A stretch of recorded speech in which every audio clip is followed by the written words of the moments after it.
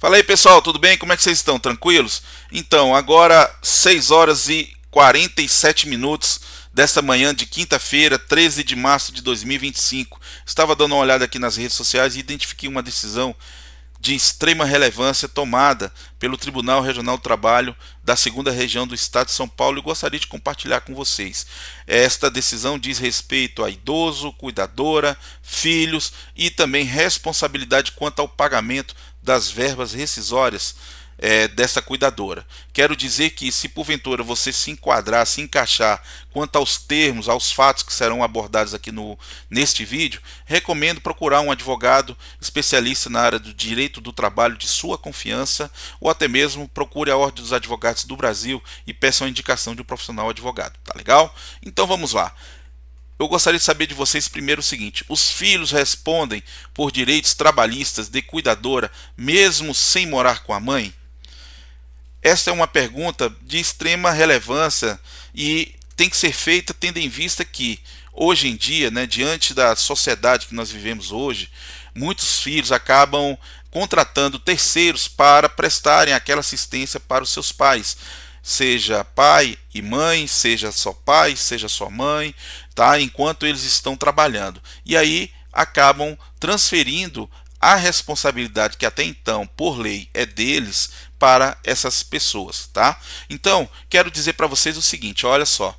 O Tribunal Regional do Trabalho da segunda região decidiu que filho de idosa responde por direitos trabalhistas de cuidadora mesmo sem morar com a mãe. Então, antes mesmo, melhor dizendo, antes mesmo de adentrar na decisão judicial, gostaria de trazer aqui o que a Constituição Federal fala a respeito, assim como o Estatuto do Idoso. O artigo 229 da Constituição Federal diz que os pais têm o dever de assistir, criar e educar os filhos menores.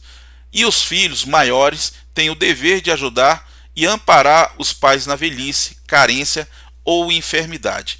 Já o Estatuto do Idoso, no artigo 3º diz: é obrigação da família, da comunidade, da sociedade e do poder público assegurar à pessoa idosa, com absoluta prioridade, a efetivação do direito à vida, à saúde, à alimentação, à educação, à cultura, ao esporte, ao lazer, ao trabalho, à cidadania, à liberdade, à dignidade, ao respeito e à convivência familiar e comunitária. Este artigo 3º, ele teve uma nova redação, que foi dada pela Lei 14.423 agora de 2022, pouco mais de 2 anos, tá legal? E agora vamos partir para a decisão que foi tomada pelo Tribunal Regional do Trabalho da segunda região. Veja só, o tribunal assim decidiu: filho de idosa responde por direitos trabalhistas de cuidadora mesmo sem morar com a mãe. Essa notícia foi publicada no dia 11, e atualizada no dia de ontem, e diz assim: a sexta turma do TRT da segunda região confirmou sentença que reconheceu vínculo empregatício à cuidadora dispensada após falecimento de paciente idosa. A decisão condenou o filho da beneficiada a arcar com as obrigações trabalhistas, apesar de ele não residir com a mãe. A trabalhadora contou que atuou na casa da idosa sem registro em carteira de fevereiro de 2018 a abril de 2021, tendo sido dispensada após o falecimento da mulher aos 90 anos. O contratante, filho da senhora em questão, alegou que pagava pelos serviços sem se beneficiar deles, porque não morava na mesma residência que a mãe. Disse ainda que não anotou a carteira de trabalho da cuidadora porque ela própria era contra o registro. A sentença ressaltou que o artigo 229 da Constituição Federal prevê que, abre aspas, os filhos maiores têm o dever de ajudar e amparar os pais na velhice, carência ou enfermidade, fecha aspas.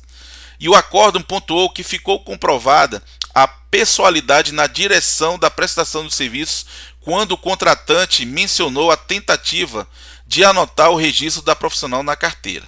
No acórdão, o juiz convocado, o relator, disse o seguinte, abre aspas, o fato de o reclamado não residir no local da prestação de serviços não é suficiente para afastar o vínculo empregatício, já que os serviços de cuidadora prestados pelo reclamante eram destinados ao núcleo familiar, fecha aspas. Determinou assim a anotação do registro em carteira e o pagamento dos direitos previstos na modalidade de dispensa imotivada. Lembrando que essa decisão ainda cabe recurso. Então, pessoal, veja que é uma decisão de extrema relevância. Muita gente trabalha na qualidade de cuidadora, né, e não tem o seu registro em carteira.